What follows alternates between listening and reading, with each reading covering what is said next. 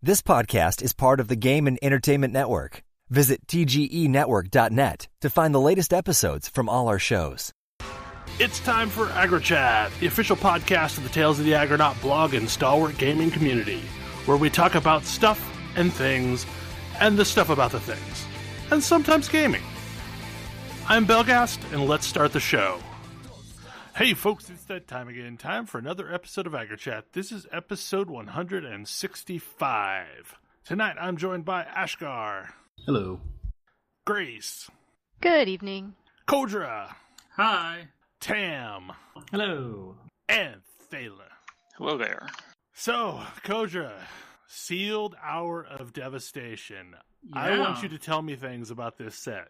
So, I mostly draft, which you probably know because that's all I talk about, but they're doing sealed leagues as their featured league in Hour of Devastation, which means you start off with 6 packs, play 3 matches with those 6 packs, and then you get another pack, which you add to your 6 packs, and you play 3 matches with that set, and then you get an 8th pack, and play. So when you enter the league, you get a total of 9 games, which, since all I want to do is play games with sealed product, this is like super great value for me.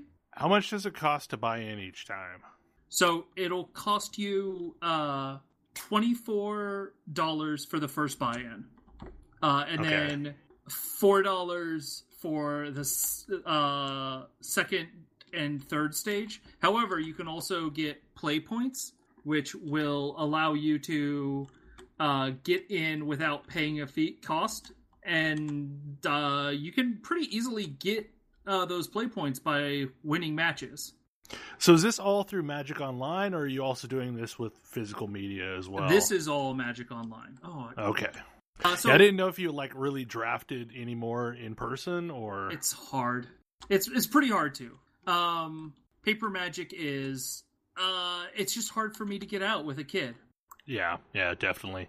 I'm digging this set. So Amonkhet had a problem where it was a very aggressive, limited environment. You wanted to be attacking, and I feel like Hour of Devastation just made that more exacerbated of a problem.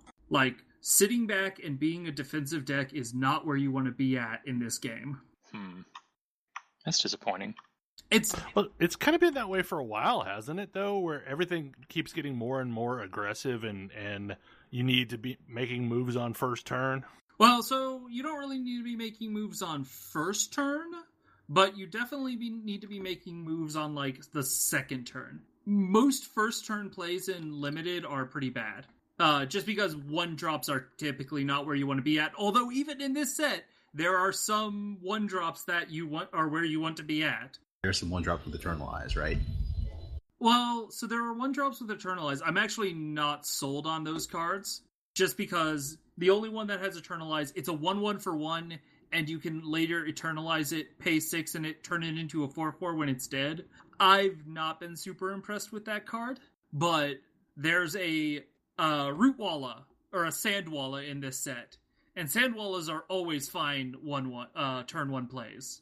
Because it's a 1/1 that you can pay one colorless and 1 green to give it +2/+2 until end of turn. You can only activate this ability once, but it has the threat of activation, which means it's like a 3/3 for 1. So, which is, again, another card that's really great to attack with. Because they can either let it through, or, and then take 3, or block it, and, Yep. So does Magic Online have the chase card thing going on that the physical media does? With the invocations, yeah. They are here. I don't know exactly how chase they are for digital copies. I know they're really valuable, but yeah, they are still in the packs. I don't know if they are as valued as they are in the physical versions. Yeah, because I think there's like one of those chases right now that's going for like almost $100. Oh, I'm sure. The Force of Will. Yeah, the Force of Will. Yeah, which is hilarious to me because, like, so this week I've spent a weird amount of time looking into Magic stuff, and it makes no sense to me that like modern versions of Force of Will are way more valued than the original Force of Will. Mm-hmm. Because, like, the original Alliance's Force of Will is like, I don't know, $20-$30. But there's like another reprint set that it's like $60-$70 in. Not even counting the Invocation version. I mean, that's a card that prevents you from getting first turn killed in like Vintage and Legacy, but right? like, why wouldn't you just use the old one, the original one, if it's like that much cheaper? I guess maybe people like the artwork on the reprints better, because like the first artwork is kind of dumb, but yeah, it's kind of goofy looking nowadays. That might be enough of a reason.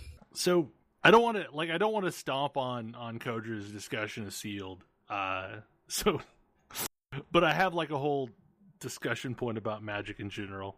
Okay. So I don't like this week. I have been looking at way more Magic the Gathering stuff than I have in years, and it was kind of a slow slide into madness.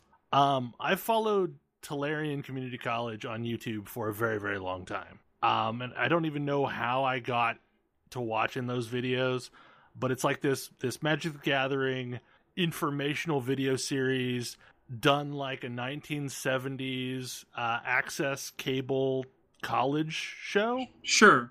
I mean, it's good stuff. And then like I've also followed a lot of the Destiny community because it's mostly on YouTube. There really isn't a blog presence for that. And during GuardianCon a few weeks back, one of the YouTubers that I watch and get Destiny information from filmed himself opening a box of Italian Revised. It was like a $4,000 box of cards, or $4,000 box of cards, and they were all opening around it, and that was so nostalgic for me because Revised was really the sweet spot for Magic for me. Yeah, that's when I consumed the most or Magic the Gathering was during Revised. Like I got in at the tail end of Unlimited, but I only ever got one deck of Unlimited, like one sealed deck of Unlimited. And I picked up various cards along the way, and I've got some alpha and I've got some beta that I found in amongst my travels, but like really the bread and butter of Magic the Gathering, and when I truly started to know what the hell I was doing was during Revive. So watching them open these cards was just nostalgic as hell. Which started me watching a bunch of other videos, and I got Alpha Investments. This guy named Rudy. Yeah, so I've watched a lot of his videos. And the thing that cracks me up, like, so I started looking into the value of Magic the Gathering sets. There is a certain point, and it's around Ice Age or so, that most of these sets don't really have a lot of value in them. And what I mean by that is there are one or two really expensive cards each set, but the rest of them are going for 5 cents a piece. And I never understood why you said you should just buy the card you want. Mm-hmm. But it's absolutely like I get it from that standpoint. Like that none of these cards are worth that much money. Like even in the current set, like the big money cards are $10 to $20, not, you know, like the $50-$60 that I remember when I was playing Magic the Gathering. Yeah. Oh yeah. So Magic as a whole has lost a lot of value. Yes. And it seems like all the value, the true value, is in sealed product. Like, once it's opened, you're never going to recoup the cost of that product. But I don't know, like, it made me realize how much of the experience from Magic the Gathering, for me, was cracking open packs. Mm-hmm. That new pack smell. Oh, God, it's amazing. I haven't opened Magic cards in probably more than a decade, and I still can tell you, like, I can still remember what that smells like. And even more so, I remember when the smell changed from the Belgium printed cards to the USA printed cards, when they stopped using Cardamonde or... Mm-hmm. But, like, I don't know, like, I enjoy opening packs of cards. And I kind of realize that's the least efficient way to do anything in Magic the Gathering, but it's also the funnest way to me. Yeah. And like over the weekend, I picked up a couple packs of cards. I didn't get much of anything useful in it, but like it was interesting. Like they're all interesting, and I mean, I even find commons interesting. And commons have been made to be a lot more interesting recently, because I mean they are the bread and butter of limited. Well, and they've always been the workhorses. Like so. uncommons and rares and mythics, they all do a thing, but they do it on the back of the commons. Which is honestly like why Pauper as a format interests me so much. Mm-hmm. But Pauper's just not a thing around here. A format using only commons. Yeah, you can use any common from any set, and you can have a maximum of 4 commons of any given set. But it's like this huge wide format, and it's relatively cheap to get into because, like, really most of these commons are like pennies, and especially cheaper on Magic Online. And that was another thing that I looked into this weekend, was how expensive Magic Online is. And Online costs roughly the same amount as normal Magic cards. No, it doesn't. Oh? It is way the hell cheaper. Oh, yeah. Like, I could be playing a Power 9 deck, like, tonight. I could go buy all the cards to build a Power 9 deck for about $150 bucks. Yeah, like $150. I mean, like, sure, yes, it's all digital cards, but these are things that you haven't been able to touch a single card in for under, $300 for years. And like none of the stuff. If we're talking that way, then yes, it is. It's a hell of a lot cheaper. Like, if you really just wanted to play with like a Mox Ruby, for example, you could pick that up for like $14 on Magic Online. One of the reasons here is that Magic Online does not have to deal with the restricted list. Yes. Right. Yeah. Yeah. Also, related to this, one of the things they just got finished with was Vintage Cube, which allows you to play with, like, Power 9 cards, and it's a lot of fun. So I don't even know how cube drafting works. They have a set of cards that are in the cube. Are you familiar with cube drafting paper magic? No, okay. That was not a thing. So what you do is you take, like, maybe, I'm not sure what a good-sized cube is, probably like 400, 500 cards that you like. And then you sleeve them all up, shuffle them all up, everyone gets a 15 cards out of there at random. They look through the quote-unquote pack of cards, pick one, put it into their pile, and pass the rest of the pack around. And you draft it just like Cube. And so you draft 3 packs of 15 cards each, put the cards that you drafted into a deck, add basic lands, and you play with a powered 40-card deck. That actually sounds really fun. It's really fun, and they had their Vintage Cube, which includes, like, a Black Lotus, all 9 power cards, which, as LSV will tell you, is Black Lotus, the 5 Moxen, Time Walk, and Ancestral Recall, and Time Soul Twister. Ring. Nope, Soul Ring. Time Twister. Soul Ring stayed in the game for quite a while. This is the joke. That okay. Soul Ring. If you are playing Vintage Cube, Soul Ring is the 9th power card. So the funny thing with Sol Ring is, like, I probably literally have 20 Sol Rings. It's not that expensive of a card. A bunch of these. Yeah, it goes in every I had a bunch commander of them. deck. They've reprinted it a whole bunch of times because they're allowed to. They're printed in literally every commander deck. Isn't it a chase card in one of the sets now? No, it's really not. There might be a Soul Ring. There might be a Indication. No, Masterpiece. A Soul Ring Masterpiece. I thought it was a Soul Ring Masterpiece, yeah. Which is just fancy because it's a masterpiece, but Soul Ring is like a $5 card because they want everyone to be able to get it. But it is, when you are playing a Vintage Cube, it is the same power level as, like, Moxen and Black Lotus and all of those other ridiculous cards. Because it comes down and immediately counts as 2 mana. Yeah. And so, like, turn 1 Soul Ring Signet is a good way to get ahead in Vintage Cube. Like, it's just as good of a play as turn 1 Mox Land Mox Signet, which is also a great play. But a lot of Vintage Cube is trying to get fast mana to get, like, 4-drops and 5-drops that are not fair out on turn 1 and 2. Which makes sense. Like, hey, how do you want to deal with a turn 2 Jace, the best Jace? The original Jace or the mini Jace? No, not even the original Jace. I'm trying to remember his name and I'm blanking on it. Mind Sculptor? Yeah, Jace the Mind Sculptor. The best Jace. For 0, he now that he's dead, we're going to brainstorms. stop seeing those cards, right? What? Now that he's dead, we're going to stop seeing those cards, right? We haven't seen a Jace the Mind Sculptor in a very long time. Although we're probably going to stop. There's still been a Jace in like every set. There's been a lot of Jaces. Yeah, Jace is definitely dead. I'm sure he's going to stay dead. Didn't they all die, though? Sure looks like it. Like, there's cards saying that each one of the Gatewatch died, so here's hoping they create some new characters. Or, I mean, I would not mind... mind... There are plenty of existing characters that I'd be okay seeing back. I would not mind seeing a Johnny and Garrick riding around on dinosaurs. I mean, Johnny to be fair... also has a ton of cards. To be fair, they did this with Geralt for ages, too, where, like, there was a bajillion Geralt cards. All the characters I knew stopped being relevant before they made cards of the actual characters. Yeah. There is still no Urza card. It is true. Urza, Mishra. There were Jaya a bunch Valor, of them. Task Mage. Jaya Valor. She is a card now. Tormod. Jaya actually is her own card. Really? Good. Yes. Her card has no flavor text. Just has effects of cards she had flavor text on. Yes. Perfect. I mean, okay.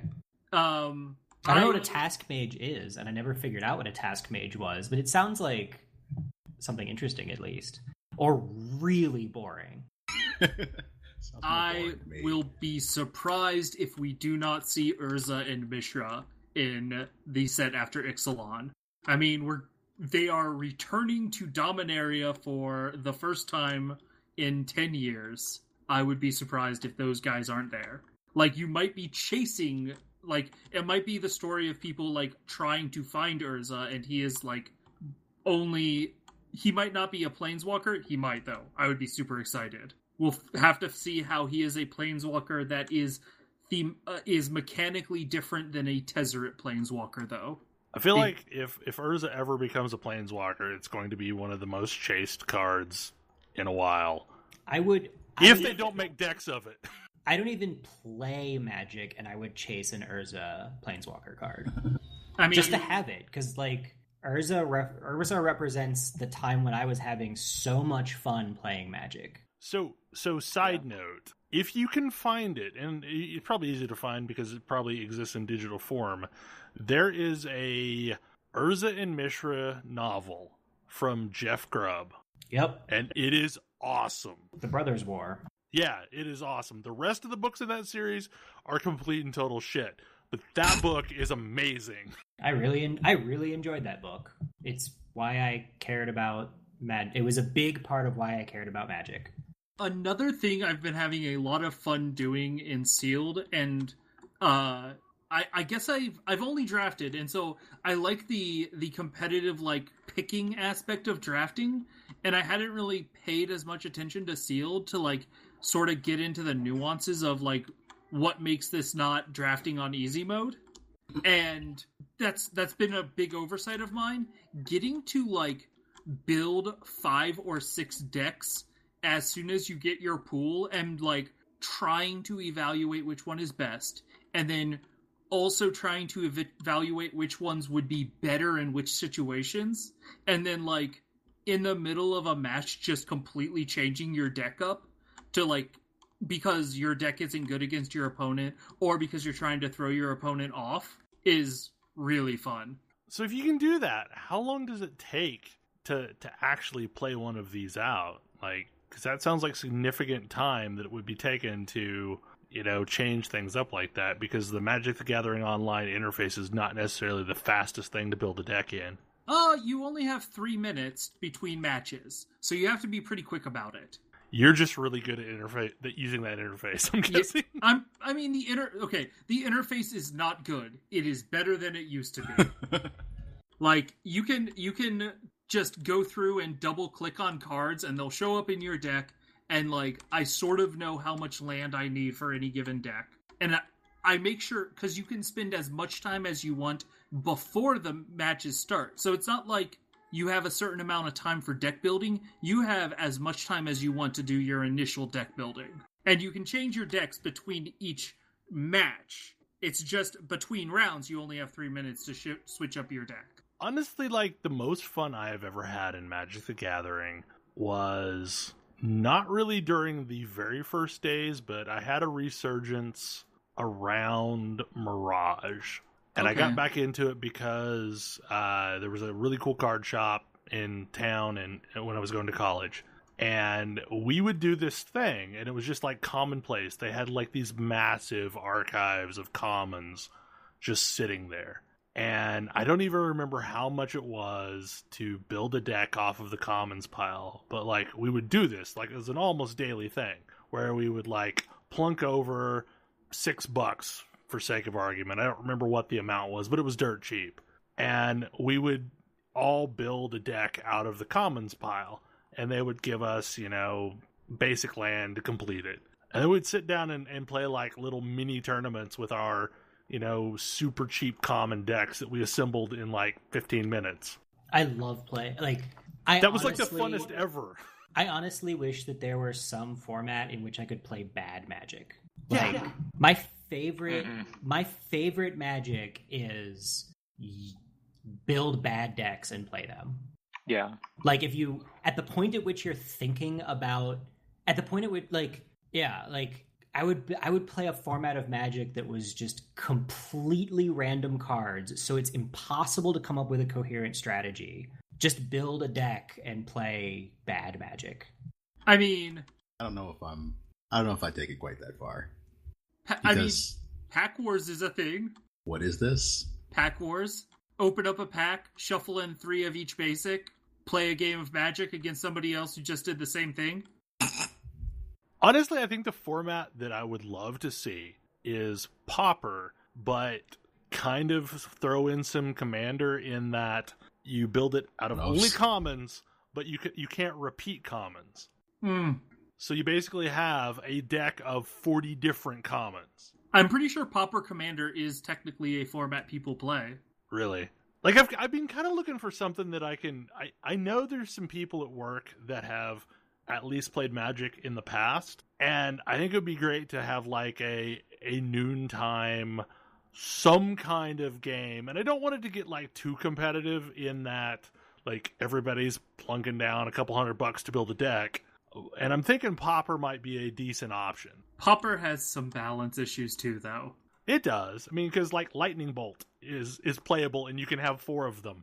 Yes, you can have 4 Lightning Bolts, and you can also have 4 Delver of Secrets, because Delver of Secrets is common. You can also have 4 Dark Rituals. You have... I mean, as discussed, Treasure Cruise was also a common. Yeah, so the problem is, like, I don't actually know that there's...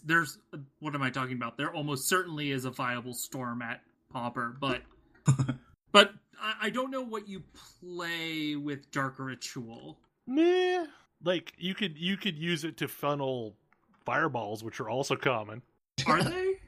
Yes, thought Fireball was common. uncommon. No, Fireball is common. Okay. But I probably have 50 fireballs. It was originally printed as a common. Okay. Yeah, it was Channel Recent was a printings rare. are not. Yeah, Channel was the rare, but Fireball, it was absolutely common as shit. Everybody had fireballs. Fork was, I think, originally an uncommon, wasn't it? I don't know. I think so. Yeah, because I have a bunch of forks as well. I have a full playset. Fork Fork looks like it was was- originally a rare. Fork was one of those that I never could get, but always wanted. Yeah, Fork was So- originally a rare.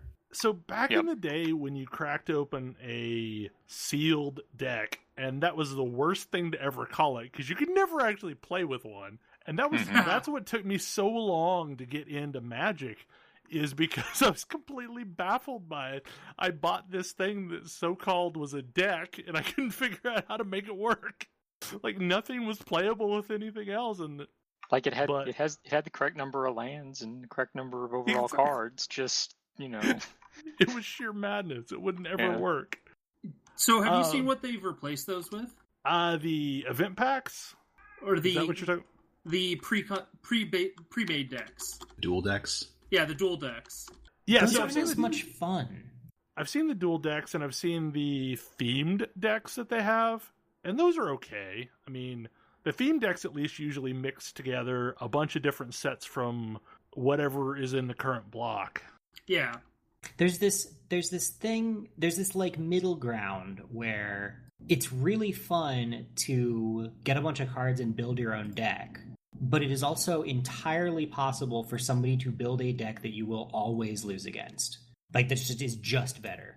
I think, like, back in the day when I used to do sealed draft, I think it was one of the sealed decks plus, I think, 3 packs of cards. Yeah, I thought it was 2. It might have been 2, yeah. Two it or might have been three, 2. yeah. But then you built a deck off it. And the thing is, you could build a reasonable 40-card deck that way. I mean, you might have to do 3 color, but Yeah, it was well, reasonable. You often had to do 3 color. Yeah. I will say, I remember that, though.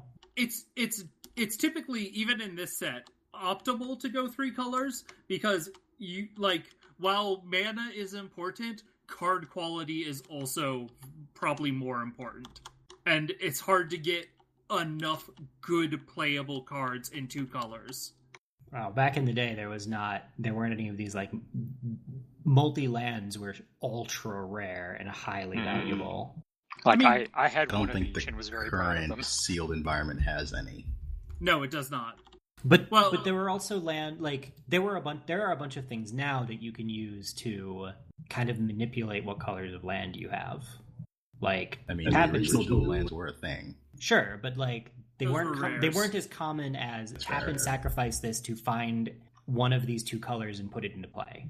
Well, so Those that's are also rare. those are very rare. What is not rare, though, is in every single set, almost, it seems like, is a copy of Evolving Wilds, which is tap, sack, put any basic land into play, tapped, which is great fixing. Maybe that's the card I'm thinking of. Yeah, that card's great. And, yeah, it's There's- common. There's that Ruminap Snake Naga card that lets you play lands out of the graveyard as though they were in your hand. That thing looks insane. It's Crucible of the Worlds, but on a body. With a decent, strong character. Like, it's not a 1/1. It's what, a 2/3 or It's a 3/2, 2/3. something like. Yeah. Yeah, like That's that probably is a enough. survivable. That is a survivable character. So Crucible of the Worlds was a busted card. It costs 3. It was an artifact. Costs 3. It's a creature. It'll be interesting to see if this creature is also busted, but creatures are easier to kill than artifacts. I guess that all depends on what era you're playing Magic, because like back in the day, artifacts were pretty easy to get rid of too. But like you have to make sure that the current environment you're playing in has artifact removal. Well, the current environment has artifact removal. The problem is that, are you running it? Are there actually enough artifacts that you care about removing? Because lots of decks don't run any artifacts. And so it's kind of a waste to run any artifact removal main deck. You run it in the sideboard typically. But that said, Abrade just came out, which kills both of those cards, because it's a 1 colorless, 1 red, deal 3 damage to target creature, or destroy target artifact. Which is one of those cards that is very, very good and kind of surprising that they printed. But my guess is they are trying to make red control a thing again. The one that seemed just grossly overpowered that is going to slow down the game is that white card that basically resets your life counter. Oh, It also causes you to skip your next turn. Yeah, I would pay skipping my next turn for going right back to 20 health. I mean, you technically probably be don't worth skip it your next sometimes. turn. You just don't untap your lands, right? yeah, you Here's don't the word. untap your lands. Oh yeah, that's what it is. But, like, so if you have something like a Sol Ring, I don't Yeah, even know if Sol Ring is in this environment. It is not. no. Sol Ring hasn't been legal in any standard environments. I don't actually think it's even legal in Legacy. It's only legal in Commander and Vintage. And I think it's restricted in Vintage. It's a very powerful card. Which is just hilarious to me, considering how many of them have existed. And how easy it was to get your hands on. I mean, it was an uncommon, I believe, wasn't it? Originally? Oh, I don't know about that. Yeah, I thought no, it was a rare. No, it was super easy to get a hold of. Yeah, it was uncommon originally. It's been reprinted as everything from uncommon to mythic rare. The Masterpiece one is reprinted as mythic rare for some reason. All of the masterpieces are mythic rare. Got it. They took up the foiled mythic rare slot in a pack, if that gives you any idea how hard they are to get a hold of. Yep, that gives me some idea. Also, makes you feel really bad if you get a mediocre mythic rare that's foil. It's like you could have been a soul ring. You could have been a force of will. But no. You could have been a counterbalance. I still think like Magic is really weird without a core set. They're they bringing agree. that back because they agree with you. I mean, because the core set was always this is the basic requirements needed to keep moving forward. And now we can do all this weird stuff in these extra sets because we know we're always going to have the playable core. Yeah, they tend to agree with you. So guess what? Was it 2015, the last core set? Or was it Origins? It was Origins. Origins, yeah. Which was... I loved that as a core set, and it kind of made me miss the core sets. But the other card they brought back they've introduced is a red board wipe, which one of my biggest issues with Standard recently has been there's combo and there's aggro and there's really no control. Or there's really combo and mid-range, I guess. But there wasn't a really viable control deck. And they've done I think they are really trying to beef up red to be a control color, which I'm excited for. Red as control instead of blue as control? Well, it's probably gonna be blue and red. Yeah. Like, part of me wants to go back through the back catalog of all of these sets that I've missed and cherry pick items to make my card denial deck work. Your card denial? Yeah, like discard? Like discard deck, yeah, a mill deck. Huh. You can't do that deck. Well, it's the hardest thing to pull off. Like, it worked okay. Like, I've won a lot of games with it, but it had a lot of Achilles heels. So it had like 4 Force of Wills in it. It had 4 Jester's Caps, a couple Helm of Obedience, a bunch of vision, like 4 Vision Charms, 4 Hypnotic Specters. So it was black-blue. Yeah. One of my friends had what he called his Mother May I deck. And I was running racks as well to ding them for having small hands. This sounds like a deck that would make you lots and lots of friends, I imagine. No, everybody hated it, but like... Just be like, I'm going to cast this. No, I count But it. everybody had I'll cast this. No. I'll cast this. No. I'll cast this. Okay, I'm going to let you cast that. And now I'm going to mind control it. And I'm going to hit you with it. The funniest thing was I had boomerangs as well. So, like, I'd let them get stuff out, and then I'd boomerang it back to their hand. This deck sounds miserable. Well, like, you're basically Commander playing has that stalemate. fun face deck, doesn't it? Well, yeah, but that deck is also designed specifically for 1v1 Commander. Is it? Yeah, because... True, because it wouldn't make you any friends at the table. Yeah, it doesn't make you any friends at the table, and also counterspells are a type of card that they only, like, they hurt the person who casts it and the person who casts it and the person who it gets cast on, because both people are down a card, but the rest of the table is up 2 cards, are effectively up cards. Yeah.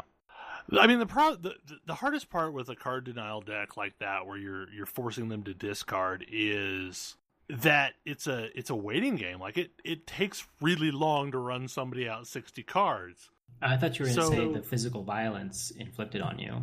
No, like, that's why they so rarely worked, because you're having to stall someone a really long time, and that, like, it was great against a burn deck. Because if I could ever get Helm of Obedience out, I could basically fireball their deck.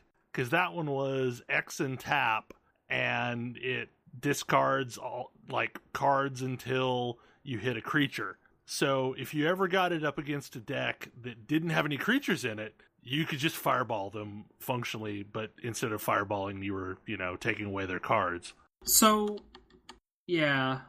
There's definitely a thing going on recently where Wizards is like, we don't want these decks to be good enough. Like, they don't want control decks to be too powerful because they aren't as fun to play against, and they're very concerned about Standard being fun. Like, Standard has not been fun for a while now, and that's sort of a huge problem. Attendance is way down as a result. So, if they see control decks as not being fun for people to play with or against, they're going to try and weaken them. And so it's been kind of I love playing control decks. That's sort of my style. So I haven't been super interesting about the whole, like, get in there with super hard to kill creatures and, like, attack their life totals and do all of these mid-rangey counterplay type decks, because that's not terribly interesting for me, but it's definitely where Wizard seems to want to be right now. I feel a little lost if my deck doesn't contain things that need to turn sideways to win. I mean, the control deck does contain things that turn sideways to win. We had this discussion the other day. Yeah, we kind of did. Where, like, Magic was billed to me so wrong when I started playing it. And I think that has stuck with me for years, because, like, I want to play a wizard duel, like Harry Potter style wizard duel, not Summoner's War or like Wizard General and Army battle. So, like, I want decks that don't summon creatures. I don't want creatures in my deck. You want blue-red. I mean, yeah, I played blue-red, but there isn't, like, even in the current standard deck, there's always going to be 4 creatures in blue-red. Yeah. Are they all Goblin Technomancers? What? They all Goblin Technomancers? I guess those probably are in standard. No, they're all Gearhulks. What are the Gearhulks? The blue Gearhulk, which is a 5/6 with flash that lets you cast a instant spell from your graveyard for free. What is the type that is you can cast this from your graveyard? There's a few of those. Flashback is probably the most common. But see, like, for me, the card that I would want in lieu of creatures is instant cast, target creature deals no combat damage this turn, flashback. I mean, enough of those to be like, nope, I am using my magic to stop your creatures. But, like, that's not functional. That's not like a viable thing you could do. I can't fulfill that fantasy of, yeah, sure, you can throw your hordes of dudes against me, but I have big magic shields and stuff to stop them. Well, there's a lot of that in white. Not enough of that. There's actually a lot more of that in green. Oh, really? Like, white used to always be that color, so you could do fog, or you could do festival, or you could do... I don't know if you're misremembering, but fog is a green card. Fog is green. Festival was white, definitely. But most fog effects are green now. There's actually, it's funny, there's an old green-blue deck that you would have probably enjoyed, which was, like, play Stasis and then play nothing but fogs, and then I don't actually remember how that deck wins. But, yeah, like, modern Magic is more creature-oriented. Like, even in Standard, we have a control deck that is billed as a pure spells deck, and it still has 4 of a key creature in it. I think the only... Torrential Gearhulk, that's the one. So, like, even my burn deck, that's nothing but, like, mono-red burn, has technically some creatures in it, because it's got, like, the ball lightning. Basically. Yeah, it's got ball lightning, or the equivalents thereof. Yeah. I would prefer ball lightning if it were deal 6 damage to target creature, deal 6 damage to any number of target creatures chosen by your opponent. Any spillover damage hurts your opponent. Because that's functionally the same thing. It's just not a creature. It's just not a creature. Like, I don't want to summon creatures, just as a player fantasy. Which, you know, sort of means that Magic is not my thing, but... Yeah, I feel like you would probably actually like the Star Wars collectible dice game. Sounds like a weird thing. I mean, so in it you have 2 main characters, and then you have a bunch of abilities that those characters use to attack each other. It's an interesting game, that's for sure. Yeah, I mean, I really wanted the WoW card game to be like that, and definitely was not. No, that was still just a Magic like. It reminded me a lot of I think Warlords was the card game. Oh, I don't remember that one. Yeah, it was magic-y, but at the same time you had like a character that you could put armor on and things like that. I don't remember who put that out though. Thalen, am I remembering the name right? Do you have any idea what I'm talking about? It sounds familiar. Quick search turns up a card game by the name of Warlord. Yep, No idea it's Warlord the one by you're talking about. AEG. Aldrak. Oh, and then Iron Crown had one called Warlords. That was based on the Warlords computer game. It's a different thing. Right, yeah, no. I guess I'm just saying Warlord, singular.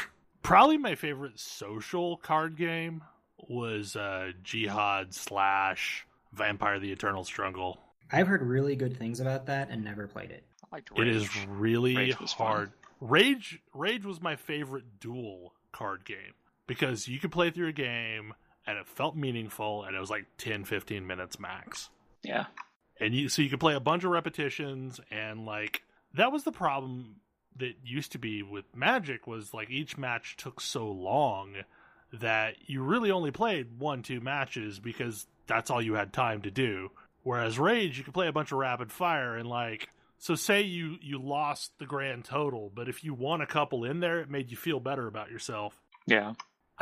For a long time after that game failed, I was buying boxes off of eBay and opening them trying to complete the set of Rage.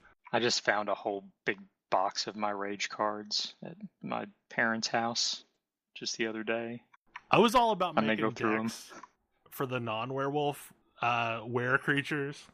Mm-hmm. So there's like a Korax, and there was a what was the There were some coyotes? Molokai, I believe. Yeah, those were in the Amazon set. And there was a werebear. There was a Black Spiral Dancer as well. Oh yeah. And I guess there was the whole worm set. I think set, had yeah. That was a good game.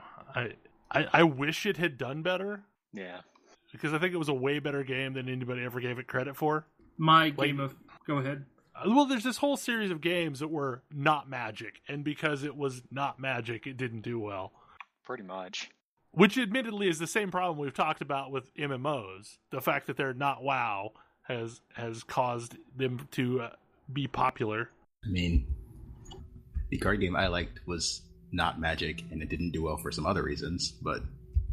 Was that Imagination? Yeah. That game was pretty fun. That one was not... That wasn't pack-based. That was just like a fixed set, wasn't it? It was pack-based. Okay. For some reason, I was thinking that was a fixed format. No. Just didn't do great because it was out in, I want to say, like, early 2000s, and it wasn't Magic. It also had some somewhat severe balance issues at the tournament level. I played a lot of the Decipher CCG, Star Wars CCG, and that game was awesome. That was my middle school and high school card game of choice. I had a roommate in college who was really into that one. Played a few times with I him. had friends It's that pretty were as cool. well. Once they introduced, so they went through the movies basically in chronological order as for releasing their sets, and once they released Jabba's Palace from Return of the Jedi, they released enough Jawa lords that I was able to make a Jawa deck, and this was my favorite thing ever.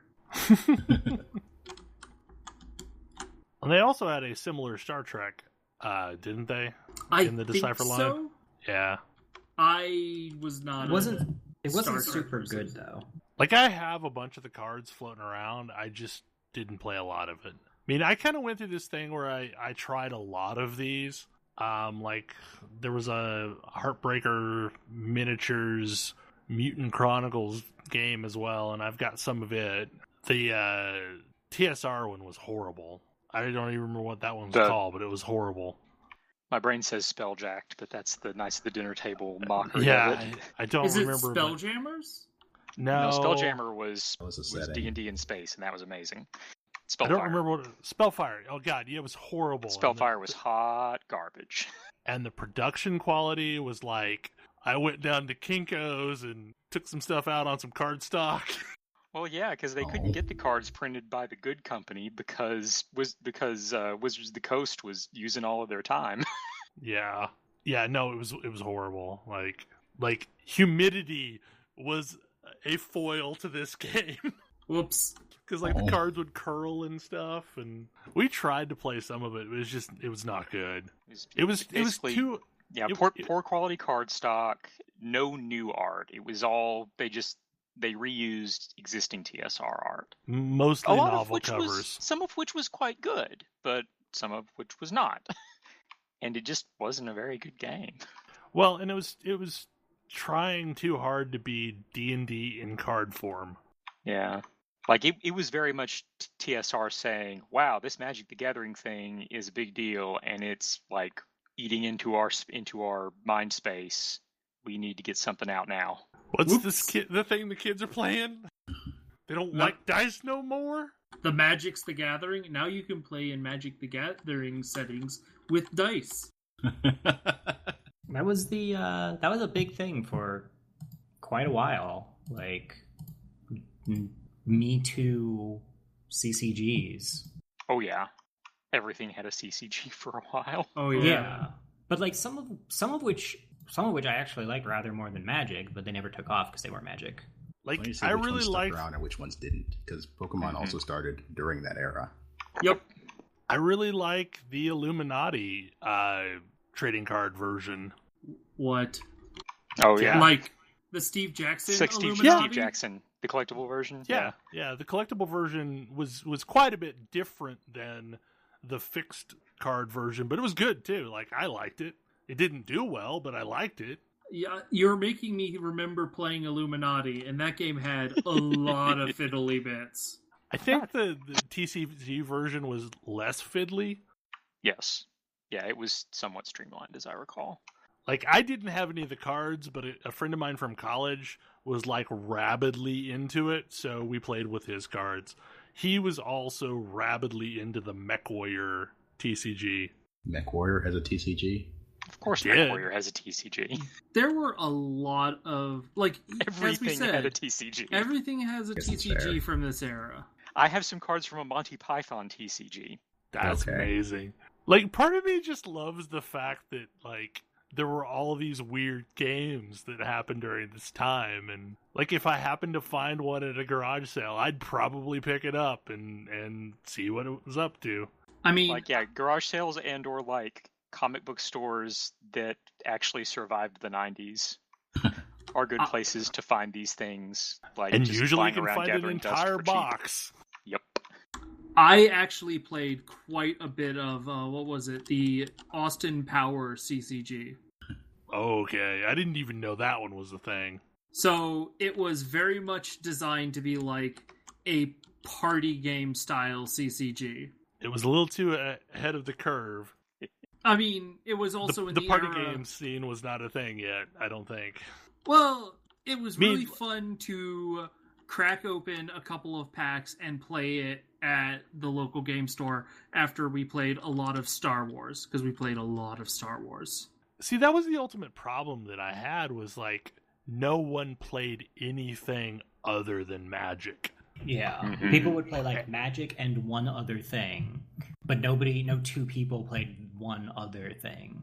Yeah. Like, so I had a group of friends. Good luck finding anybody to play with. We tried a bunch of stuff, and we dabbled in various things, and like, my thing was Rage, so nobody else bought any Rage. We just played with my cards. And, you know, the friend that was into the MechWarrior thing, we just played with his cards. But the only common denominator was Magic. My Magic group had a couple of things that we played. We played a lot of the Lord of the Rings CCG, which was not good. Yeah. Here's the other problem. You've heard us say a lot of these games were not good. A lot of these games were rushed to market. I feel like L5R was good.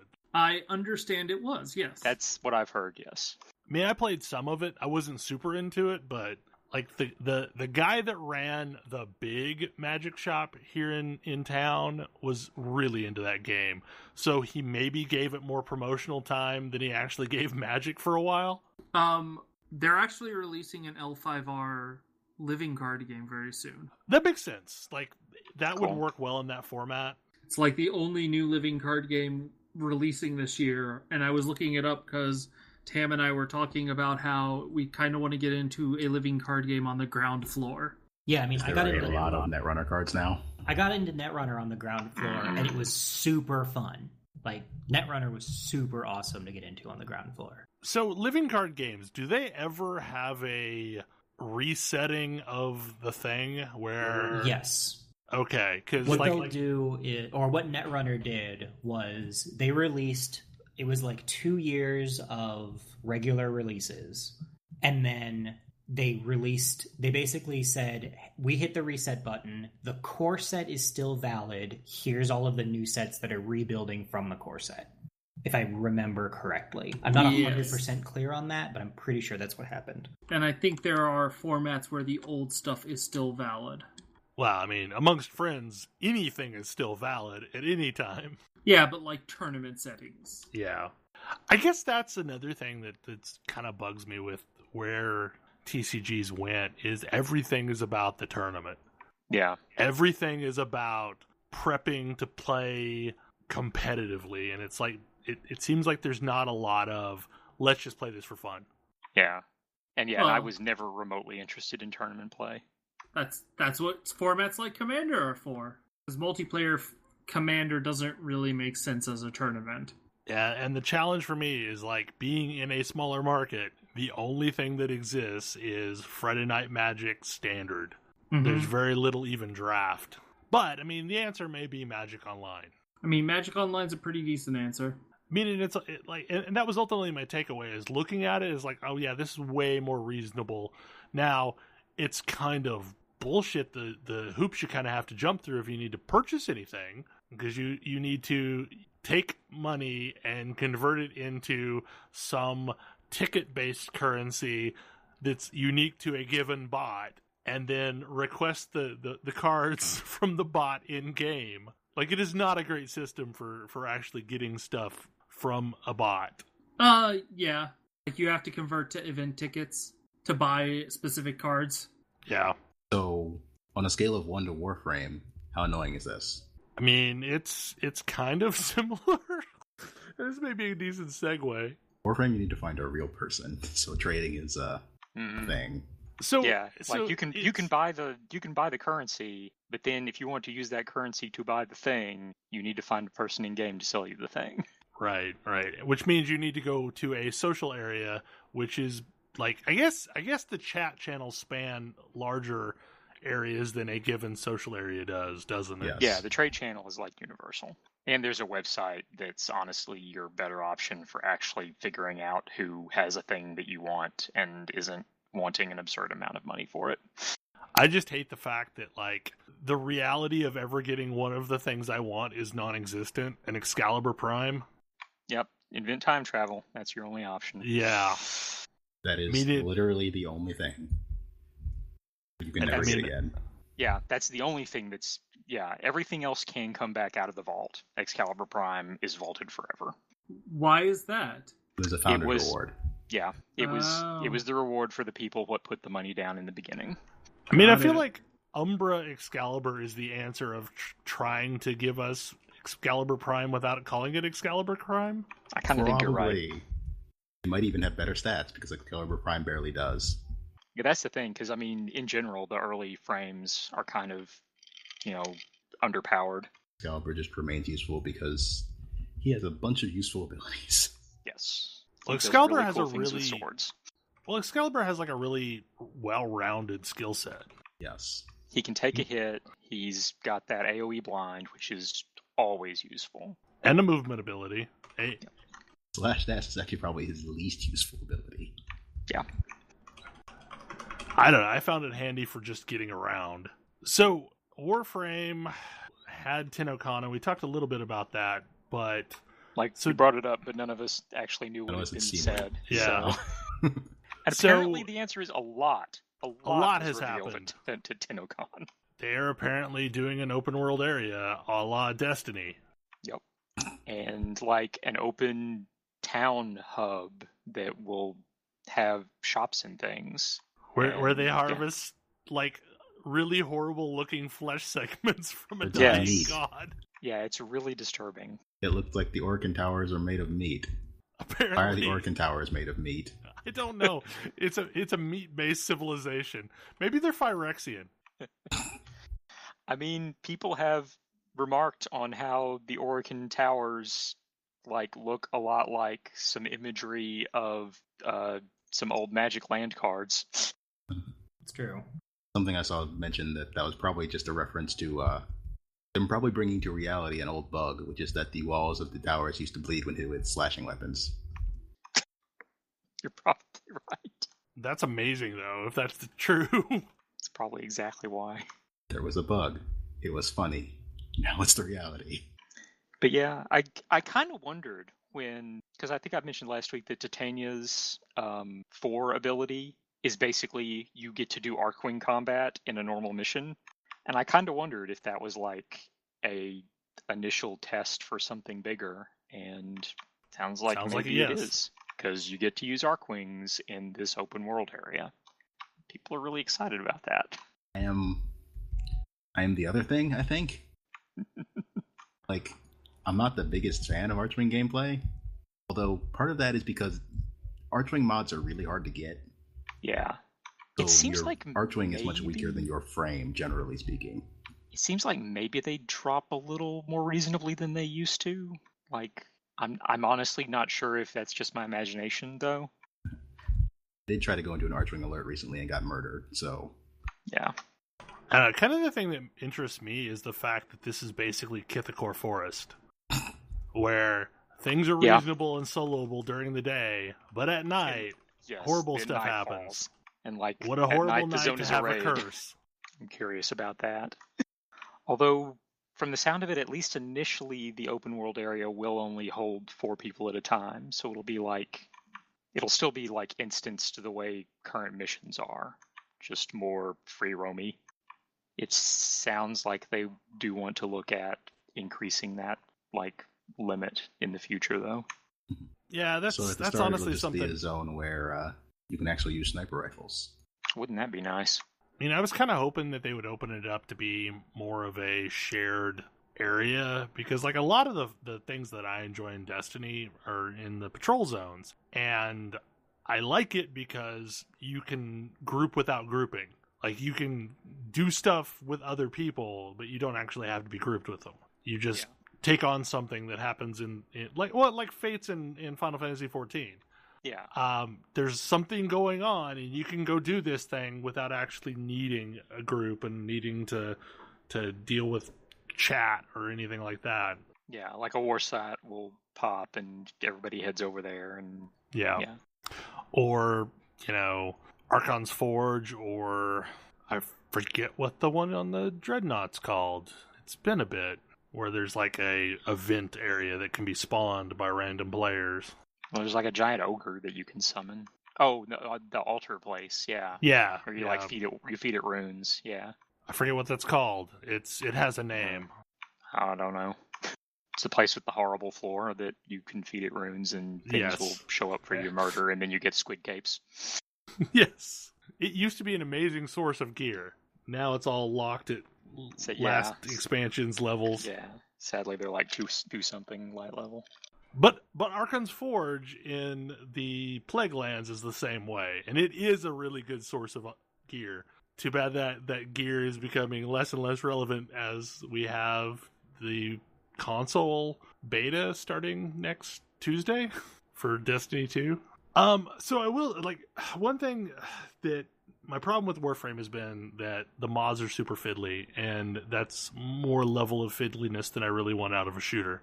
But the suggest button works amazingly well. Yeah. It instantly made things way more playable for me. Good. Yeah, it's not necessarily going to give you the best loadout that you could possibly do with what you've got, but it'll give you something viable. Yeah, I was running around doing some stuff the other day, and it felt much better. Now, when it does that, is it pulling from all of your weapons, or only the pool of things that aren't currently slotted into a weapon? All of them, because basically the only mods that are considered slotted and unavailable are the ones in the things you have equipped right now. And the only thing that comes up is if you try to put the same mod into your weapon and into your little floaty robot dude's weapon. Okay.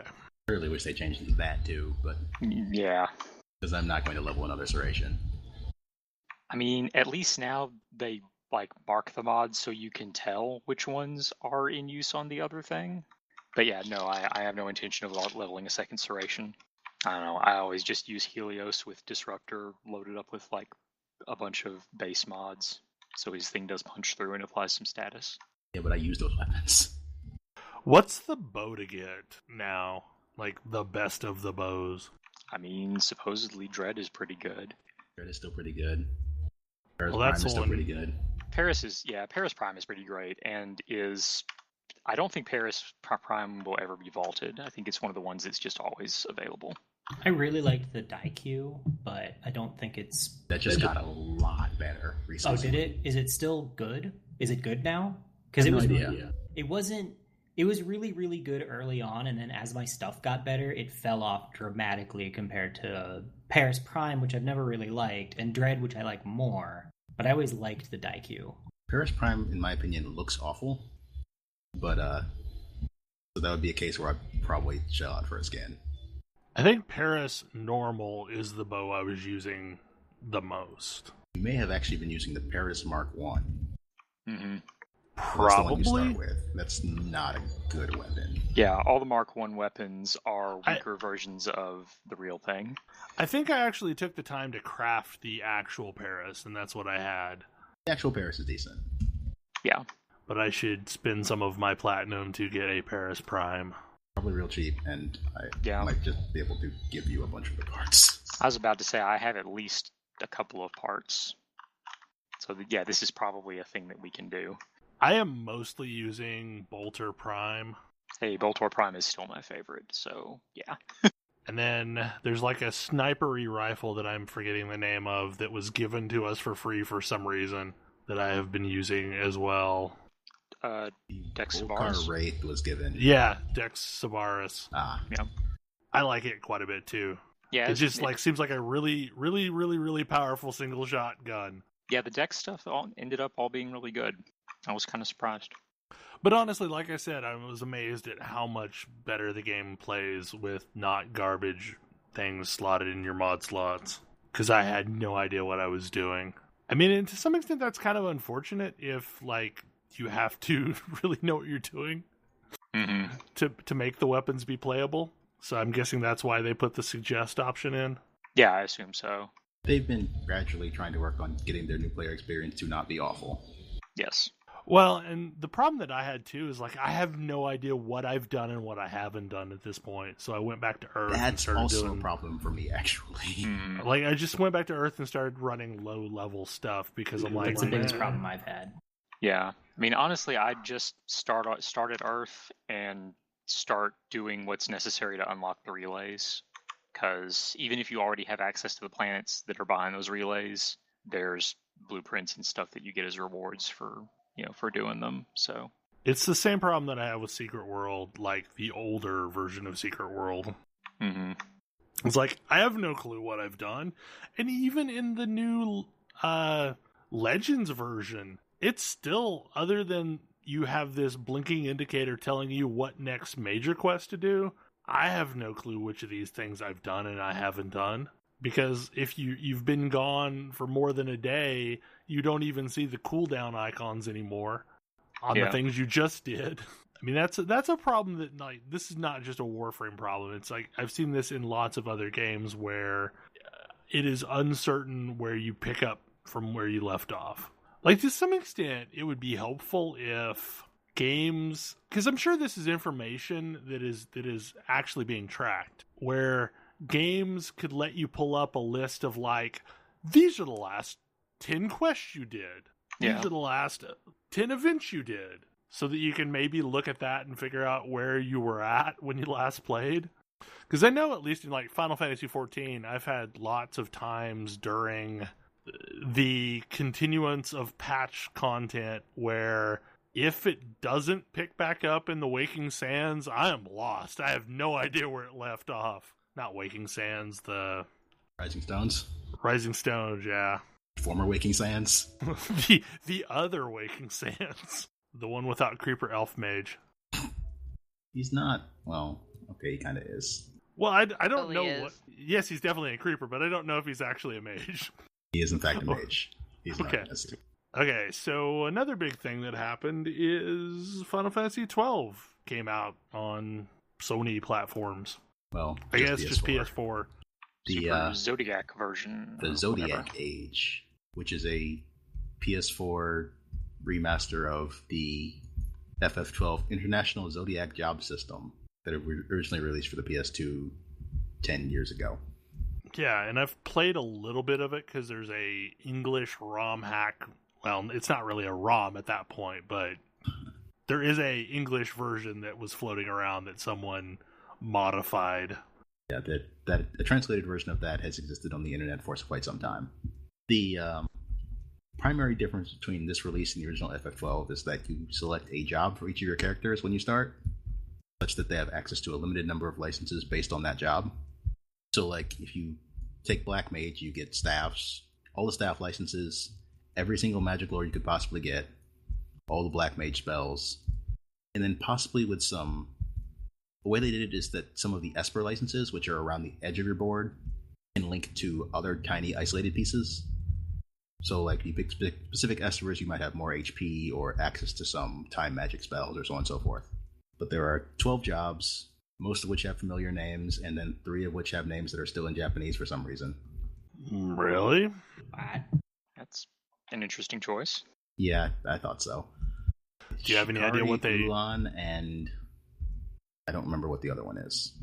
Do you have any idea what they translate into, like, roughly? Bushi is basically samurai. Okay. Ulan, I have no idea what it would translate into, but it's your spear user. Your Lancer Dragoon-y type? Yes. And the remaining one would be basically your ninja. Although nobody in this game can do a wield, but you get knives and ninja swords. Do you also get ninja magic? No, the samurai gets weirdly, samurai gets some magic. This is probably because the damage formula for katanas uses magic power in it for some reason. Look, I don't know. Okay, and in fact, Bushi is the translation. Originally, it was Mononofu. Okay. All right. Totally makes sure. sense. Sure. The rest of them all make sense. Like, you have a machinist who gets basically every technique and uses guns, along with, like, all of the item lores. So they can do item-based healing really well, and which is surprisingly effective in FF12. Do they have heal grenades in this one? There are no heal grenades. Okay, so yeah, Ulan is Dragoon, but they decided not to call it Dragoon because there's no jump. I mean, yes, there is no jump in FF12. I mean, Ulan is not a Japanese word. It's apparently Polish. Yeah, it's a mounted. It's like a mounted cavalry type that isn't. You mean a dragoon? Yes, I know. But Dragoon means jump, so they Why do couldn't I call it know Dragoon. this? Thanks, Infinity. Thanks for silly trivia. And then Shikari is a Hindi word meaning hunter. Okay. Why didn't they just translate it as hunter? That's a very good question. Hunter's a way less cool sounding class name. But I could keep it straight. So that people would look it up on the internet and learn about them. That's why. There are also a set of weapons named after mountain climbing terms, so I do know the translation team had some fun with this game. Like, both originally and once again in this release. But I am enjoying it, which is not something I expected to say after having played it, and I've probably even said in past episodes of this podcast that I did not like FF12. I liked it quite a bit, but like I played it super disjointedly. I know that I've said in past episodes of this podcast that I did not like FF12. I didn't have very strong feelings about it and didn't care for the license board system. FF12 was the first Final Fantasy game since I had started playing them that I wasn't excited about and ended up not getting or trying at all. I mean, I think it says something that I bought FF12 and played it and then didn't even bother buying FF13. So yeah, FF12. The license board system made all the characters basically identical because you start in basically the same place on all of them. Unable to wear hats. Yes, unable to wear hats. And this version gives characters some much needed differentiation. It doesn't necessarily have to. You could assign everyone the same job if you really wanted to. And if you do this, it should probably be Black Mage. But Yeah, I gave all my characters different jobs, so they were good at different things, which means that I'm switching them in and out of the party and making use of almost all of them. That's a plus. Or a minus, depending on your point of view, since there are some characters that I don't know that I ever want to use. Van is an idiot. Van is an idiot. Van is not the main character of Final Fantasy XII, but the character. He is your viewpoint character for the start of the game, and really for quite a while after that. His incompetence drives the first many plot points. I feel like games starring old guys don't sell. I feel like there's never a situation where I want to be in a party without Fran and Balthier. Because they're awesome. You are correct. I mean, they're awesome.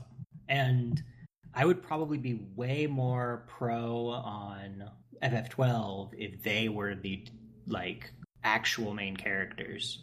So the actual lead character is Ash, who you don't get immediately. Once you do, she drives the plot. Yeah. Period. But, Anna's just so bad at everything. I did not remember how bad. So there's a dungeon right now in Final Fantasy Record Keeper, and you get a bunch of characters by playing through it, and I don't think you get Vaughn at all. Because I have Fran and Balthier and Ash, and I forget who else I got, but I don't think I got Vaughn and Pinello. I think Vaughn and Pinello come from just the standard FF12 world. Maybe. The part that's available all the time. It's really weird having these just hangers on as part of the story. Yeah. What was always so weird about it to me is it's you have this story and here's some battle-hardened characters, and they just decided to take these two random kids with them. No big deal. I mean, perfectly logical. Let's just adopt these kids while we're doing battle. That's part. Van being incompetent is why that happens. I mean, look, 13 has something very important near the start of the game that Balthier was also there to take, but Vaughn got to it first. And because Vaughn is bad at having an escape plan or not getting caught, that's how the rest of the party ends up with him. Sure, but what I was really hoping would happen, or what I felt needed to happen, was, hey kid, that thing, it's mine now. Also, please take a long walk off of the short side of my airship. We're done here. Yeah. Please take your largely... Doesn't happen because Balthier, in fact, is not an asshole. I argue that point, considering that he is dragging an incompetent child around highly dangerous situations for days. So you're saying he really is Han Solo? Yes. I mean, FF12 is Star Wars. More than any other game in the series, FF12 is Star Wars. Vaughn really is all the worst parts of Luke Skywalker. Yeah. Without any of the... But he just wanted to go to Tashi Station to pick up some power converters. Yes, imagine if Luke Skywalker were still whining about that in the Death Star lead up, but then nobody let him have an X-Wing, and then the movie kept cutting back to him sitting around the Rebel base while an actual space battle by competent people was going on, where he just whined about not being able to go to Tashi Station. That's FF12. That's not entirely That's my memory of FF12. I need to give it another shot because my memory of it is highly negative. Well, as far as I can tell, he has his famous "I'm Bash von Rosenberg of Dalmasca" scene in Vijerba, which is fairly early and fairly silly and fairly stupid. So I don't even remember that part. And then after that, after you get Ash, he just kind of falls into the background. Yeah, I feel like Van and Pinello are still better than Hope. Pinello is better than Hope. Look, I would rather play Van than Hope. If I could have left Hope where he was found, maybe pushed him off the bridge, I'd have been fine. That would have been a much more enjoyable game to me. I feel like I like Hope at all because I played 13-2. If that makes me want to like Hope, then I don't want to play 13-2. Hope is the Final Fantasy equivalent to Corso Rigs for me. I'm largely putting off buying Final Fantasy XII because it has been heavily rumored that it will eventually end up on Steam. I mean, all of the remasters so far have, so yeah, it seems really, really likely. I think I'd just rather wait and play it there. I discovered a thing when I was trying to play Tales of something very recent. Berseria? Not Berseria, but the one right before it. Destria? Yeah. I don't like playing JRPGs on my PC. I don't know what it is. Even with a controller? Even with a controller. There's something about, like, plopping down in the couch and playing. See, I don't have that experience on a console. Like, my console's not hooked up in the living room. My console's upstairs. My equivalent to that is hanging out on the couch with my laptop and playing these games. So yeah, like I totally get it. Like you're playing on a console is like me playing on my laptop. So like I always try and play. Well, this is part why I played so much of Final Fantasy XV over PlayStation Remote Play, because I could play it on my laptop. And even though it was connecting upstairs, I was still chilling on the couch playing Final Fantasy XV. I mean, so like all of the RPGs that I play, I tend to play on the laptop just because it's chill. So this is not really a great segue, but this past week I leveled my samurai in Final Fantasy XIV, and I leveled it way faster than I expected to. Oh? Yeah, because what was it, yesterday morning? I was like, oh, by the end of the weekend, I should ding 70. And then last night, I was 70. I started chain queuing for dungeons, even though I was a DPS. And shockingly enough, I don't know what has changed. If the cracked clusters are enough of a bribe. Yup. But people are running dungeons, and I was able to get usually 7 to 15-minute queues for DPS dungeons. So I would have it running in the background and watch something on YouTube or, read a blog or something until I heard the thing pop and then flip back over and run the dungeon. And I've got to say, I love the get an item at the end of the dungeon, even if you didn't win something. That helps that seems like it would help the leveling process immensely. It really does. Like I did not have much in the way of samurai gear off of the quests. So like I pretty much survived by getting dungeon sets of gear, and I got a surprising number of drops, but that helped me fill out the last couple pieces that I needed each time. So for the most part, on all those dungeons, I've got like a full set of gear. Actually really funny. I've been trying to do something similar in my Paladin, and I've gotten all of the non-cosmetic pieces out of the 63 dungeon, which is really funny to me. Oh, really? Yeah. Yeah, like, I eventually got to where I only needed 2 items left. I needed the katana, and I needed the chest piece. And, like, the final boss dropped a katana, and then I got the chest piece, because it was the only remaining item that I didn't have off of the loot at the end. So I've been trying to find an answer to this, and I have not found any definitive ones. Can you get your class weapon from bonus loot at the end? I've not gotten one. I have. If the last yes, I have gotten a weapon as my automatic thing. Okay, because I got everything but the weapon from Unscathed on my samurai, or not Unscathed, Somao on my samurai. Wait. The weapon dropped on my last run. Wait, so did they go back through and make it so that every dungeon does that now? Yes. Dungeons not at the level cap. Yeah. Let me rephrase this. 51 to 59 and 61 to 69. Oh, wow, that's amazing. Basically the ones that have full sets of gear in them. Yep. So if you want to go back and get a set, it's not hard. You can just solo it a bunch of times, and then you'll get a new piece each time. You'll still get the guaranteed piece. That is awesome. That makes me very happy. Because there's a lot of cool sets. It does not apply to dungeons that used to be at the level cap, so it doesn't still work on level 50, 60 dungeons, which makes me a little annoyed, but there's some cool sets not out of there. I mean, there was a lot of really cool sets in both Heavensward and Stormblood that were leveling dungeon sets. Now, I don't know what they were smoking with the final Samurai set from the 69 dungeon, but whatever. I actually haven't seen that. I look like I'm an item shop vendor. I don't know. You're in the Alamegan Resistance? Not really.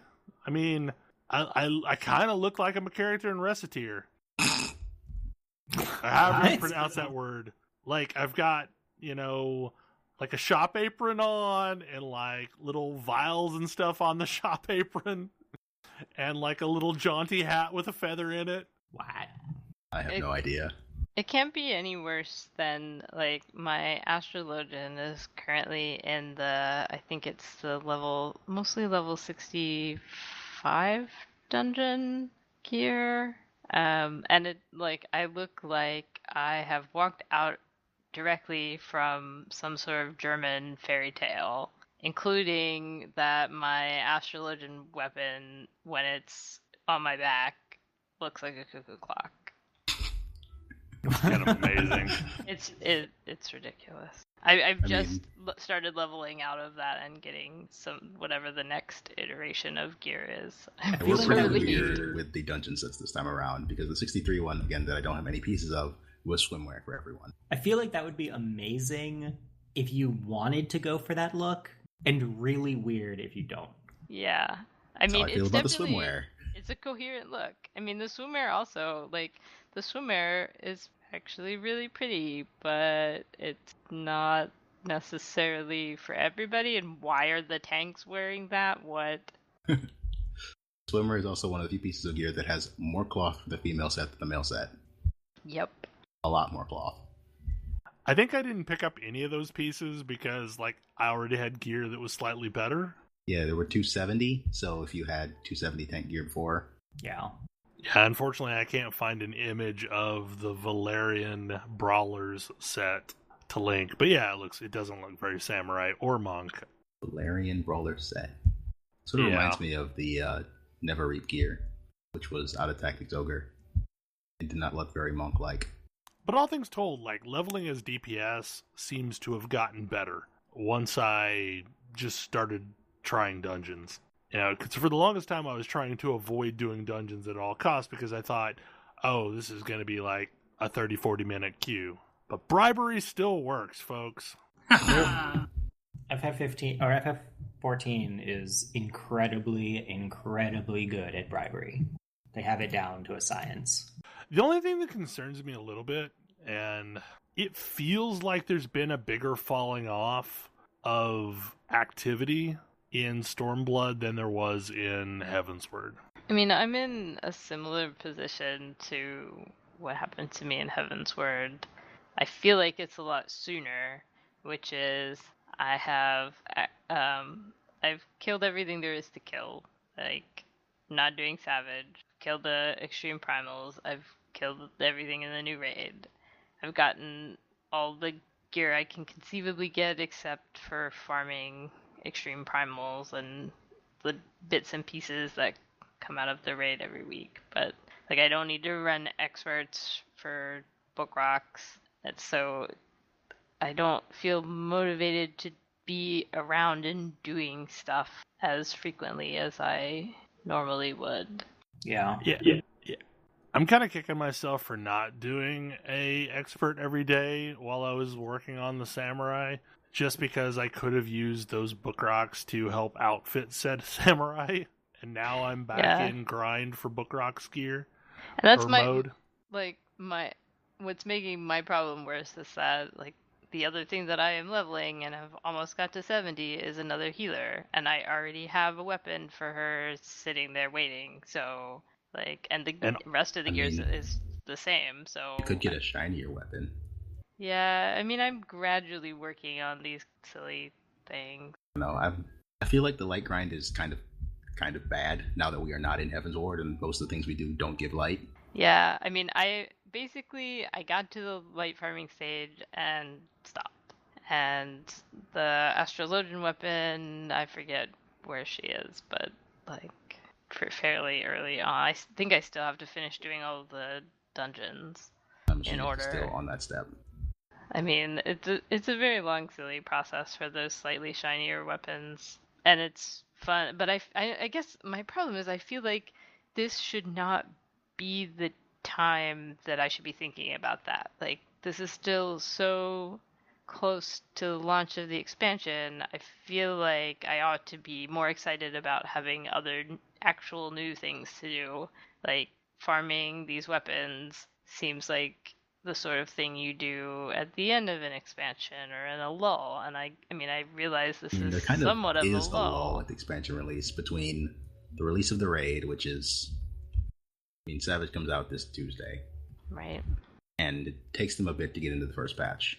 Which is unfortunate, but I understand why, because they literally work 24/7 on this, and they basically give folks time off after launch. Yeah, I don't complain about the fact that there is somewhat of a lull. I guess it's also somewhat surprising to me.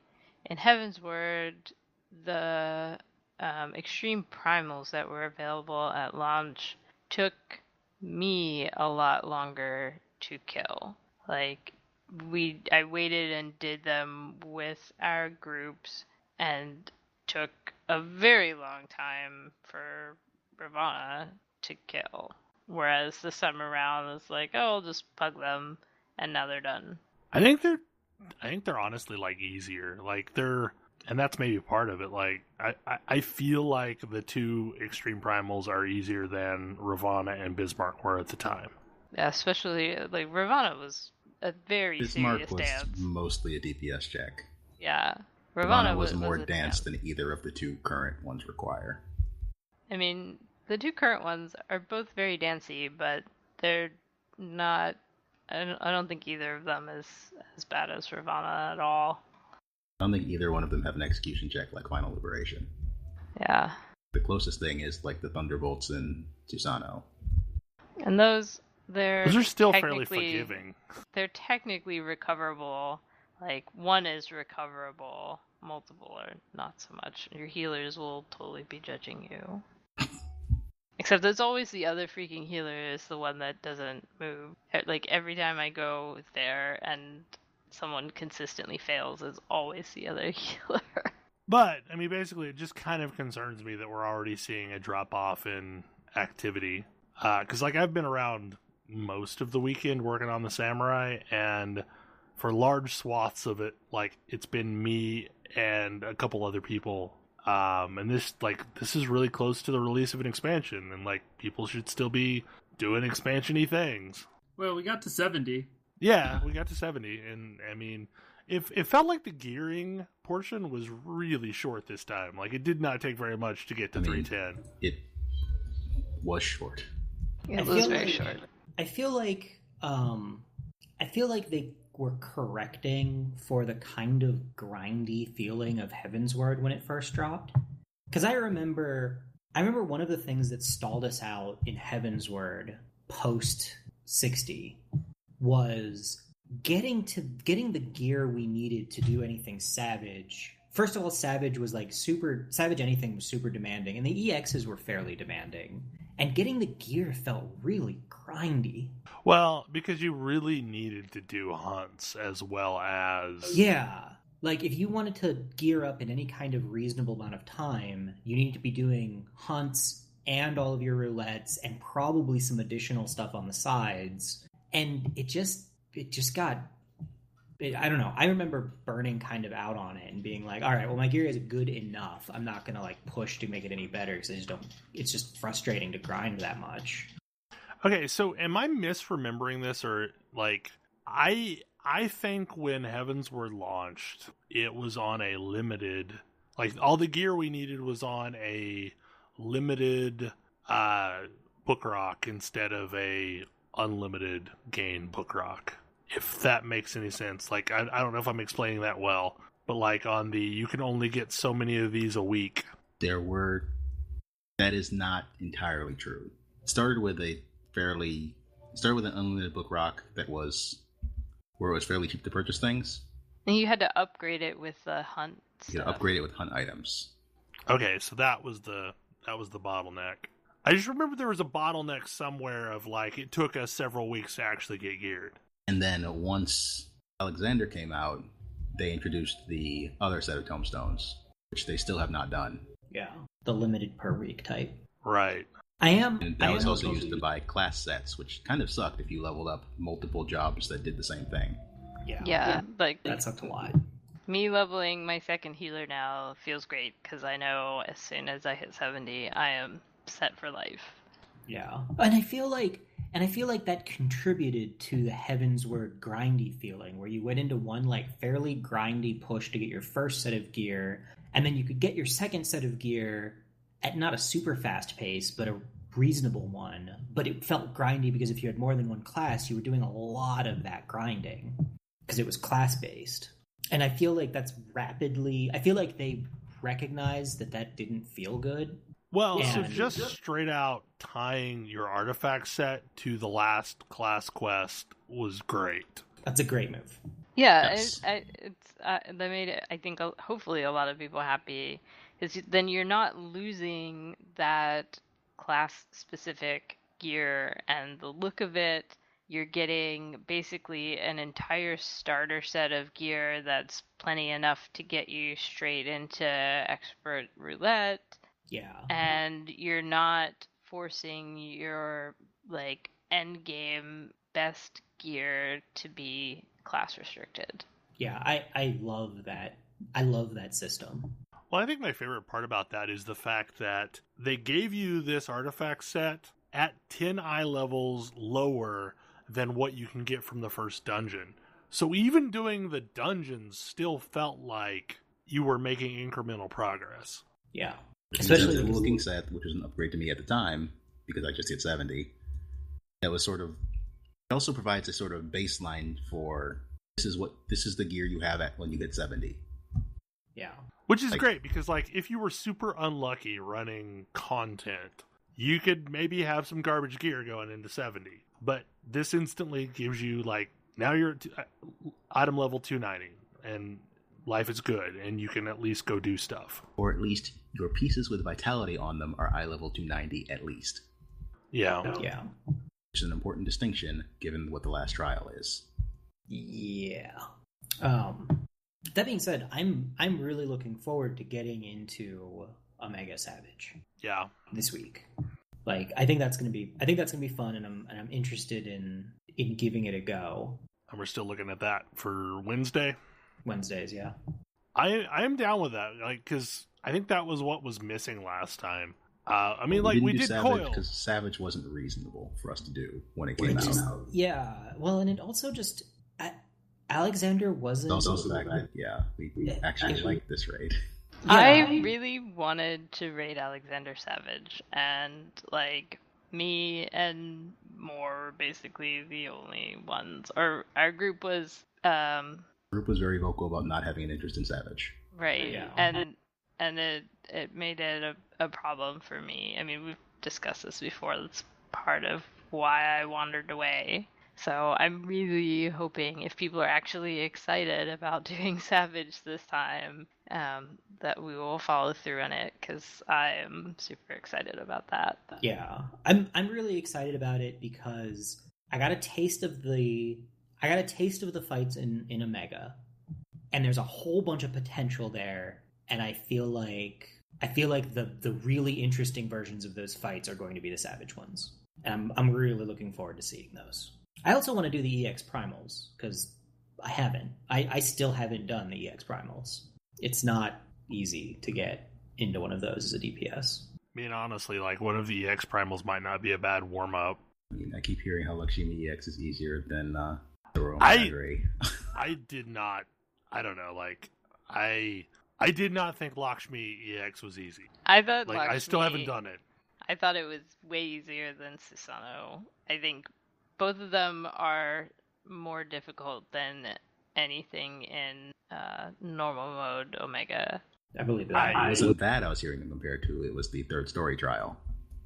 Oh, yeah, I think, like, Lakshmi is definitely easier than the third story trial, like, once everybody knows what they're doing.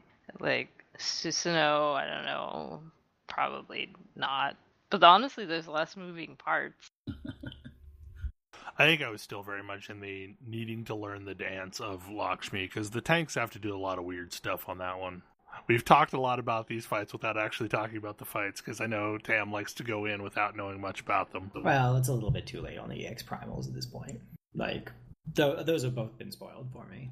So I think the other thing that we talked about before we started the show was a little bit about Warhammer 40k and how the story is actually decided to move forward. Yeah, it's kind of crazy. So a while back, and it's really interesting because I think it's them trying to do the same thing that they were attempting to do with Warhammer Fantasy, but in a different and I think much better way.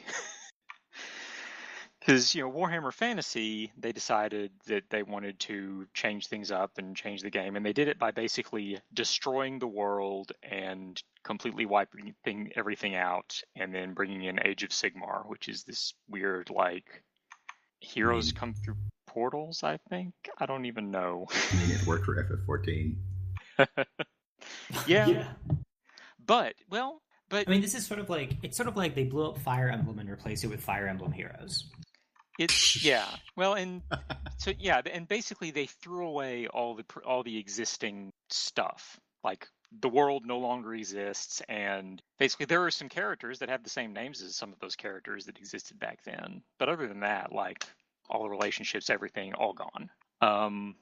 Whereas 40K, they apparently decided it was time to finally advance the story, and, like, in particular, wrap up a whole lot of storylines that up until this point we all kind of assumed were just, this was going to be the background of this race forever. In particular, I'm thinking of the whole thing. So the Eldar's big goal forever and ever has been to so basically the Eldar accidentally created Slaanesh way back when by being way too pervy. And ever since then, they've kind of had this goal of creating their god of death, who would destroy Slaanesh and everything would be cool. And the assumption was that the god of death would be created once the Eldar finally died out. And so it was just kind of one of those things that, yeah, this will happen someday. Well, they've created their god of death now, like, at least in part. And, like, the avatar of said god is running around and played a big part in the stuff that happened with some of the other races. But Cain the Bloody-Handed? No, Ennead. Oh, Ennead? Cain is the god of war. He already existed. Ennead is the god of death that, like, existed. It was, like, potential until now. But, like, you've got that. The big one that shocked the hell out of me, the first thing that I discovered is Cadia no longer exists. It got blown up. Cadia was the planet belonging to the Imperium that guarded the Eye of Terror. It's not there anymore. Like, one of the Black Crusades finally succeeded, which means that the Eye of Terror has opened. There's a giant rift running, like, Wasn't across that the part of middle of the Armageddon? Imperium. It was the Gathering Storm, I think, is the name of the whole big thing that happened. Yeah, the Gathering Storm. But so Cadia's destruction means there's a rift running across the Imperium. So the Imperium is split in half. Half of it, like, is just, you can't really get, it's basically in hell, effectively. It's in warp space. Yeah, like, it's not fully in warp space, but it's cut off from the Emperor, which means that, the methods they use to navigate through the warp and actually travel, I guess, don't work there. And then in the half of the Imperium that is still, like, working, the Primarch of the Ultramarines got woken up. Lehman Russ. No, Gulliman. No? Robot Gulliman. Lehman Russ is still out there somewhere, like, doing whatever the hell he's been doing for the last 10,000 years. Like, I think he's been hunting for something. I don't know. But he's the Space Wolves Primarch. Oh, that's right. Yeah, the Ultramarines is Robot Gulliman. Yeah. I'm never sure how to pronounce it. Yeah. I'm pretty sure it's meant to be, like, French-ish. Yes. Ish is a strong part of that. Yeah. But so, like, an ancient Mechanicus Adeptus and the Eldar avatar of the God of Death showed up on Ultramar and were like, hey, we totally have a way to wake up your Primarch. It's great. I've got this awesome armor for him. So the Space Elf needs to kill him first. And so that went down, and it actually worked. And apparently he's very confused as to, like, what happened while he was asleep, and why people like revere all this garbage that he left in his room. Yeah, it's like a weirdly that whole bit that what little that I've seen has been really weird because he's like there's a whole bunch of fluff from the past several years talking about revering this guy's artifacts. Mm-hmm. And then they actually have him come back and he's like, why are you guys doing that? That's weird and kind of creepy. Could you stop, maybe? It's like, those are like the tools I was using yesterday, like before I went to sleep. Why, they're just... This is a wrench, like, chill. Yeah, it's weird. Which honestly is pretty great, because that was, like, that's part of the whole thing with the Emperor before he, was betrayed by Horus, was that he absolutely did not want to be worshipped as a god. He didn't want anybody to be worshipped as a god. And then what did they do? They entombed him into a giant, sarcophagus and worship him as a god. Yeah, and he couldn't say anything about it. And so now we've got someone who thinks this is all really creepy that can actually say something about it. So I'm curious where that'll go. But I think it's really interesting because it's making all these changes to the setting that are, major changes. Like opening up like new possibilities for, ways to go with the different armies and, places to have battles and so forth. But it doesn't invalidate any of the previous stuff, which is kind of funny because historically 40K, they did a lot of invalidating previous stuff. So the thing that I really want to see is I want to see the Blood Angels become a Chaos unit. They're kind of stuck in the middle of hell right now, so... They've kind of been a Chaos Marine for a very long time. I'm pretty sure it's the Blood Angels' home planet in particular that, Chaos is coming to get them now. Yeah. Well, and one of the things that I have always been... In addition to the kind of... This setting is the interior of a metal album, and frankly, it is hyperbolic and kind of nonsense in a lot of ways. But part of what makes it so hyperbolic and nonsense is that because they've refused to move the story forward for 15 years now, they've had to be weird. In order for anything to be meaningful, it's got to have this weird hyperbolic tragedy that constantly happens and is just commonplace. Yeah.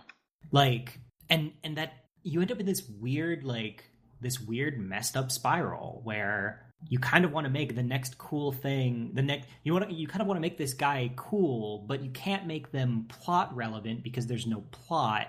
So you have okay, well, he's a better fighter than the previous guy, and the previous guy was the best fighter we'd ever written, so now we have people who get into these battles where they fight across the entire surface of a planet for a year straight. Complete nonsense. And that doesn't make any sense and is frankly silly. Whereas my understanding of the current stuff is they had this lengthy series of fluff pieces that were the Eldar diplomatic missions where they bring the Eldar together to actually accomplish a thing. Yeah, and part of one of the things I really liked about reading through all this stuff and learning about all this that happened is there's a lot of examples of not just that, but of the different races working together to a degree. A Necron Lord came to Cadia to help and try to close the Eye of Terror because the galaxy is where he keeps his stuff, and he doesn't want to have it consumed. Yeah, it's look, you are, statement. You are meat sacks, not worthy of my attention. However, I don't want this universe to get destroyed any more than you do. Yeah. Well, apparently, said Necron Lord is basically the collector from that showed up in Guardians of the Galaxy. Is basically him, but a robot skeleton. So yeah. I think a lot of what's also held them back is they haven't really evolved. I think one of the big things about 40K has been that there's been lots of different armies that have sprung up over time. And like the last army that was released, I think, was the Dark Eldar back in 2003. Yeah. And they've not added any new armies to the game since then. Yeah. Well, they're also a lot less. It is, as far as I can tell, it is not subtle that humans are not the good guys anymore. Like, humans have never really been the good guys in 40K, but they're really not. No, the Tower are the good guys, or the closest thing to good guys that we have.